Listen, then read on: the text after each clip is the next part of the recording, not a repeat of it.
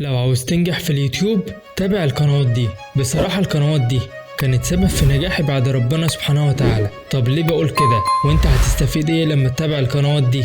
لو عاوز تعرف تابع الفيديو.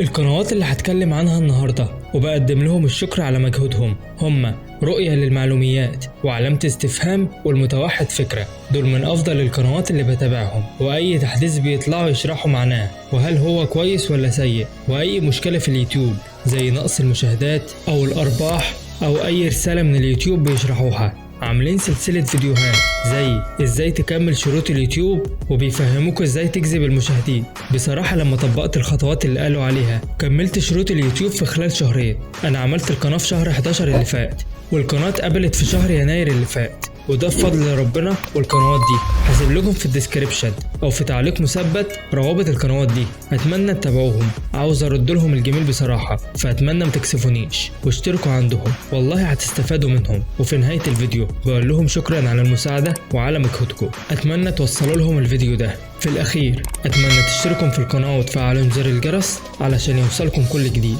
مستني دعمكم. سلام.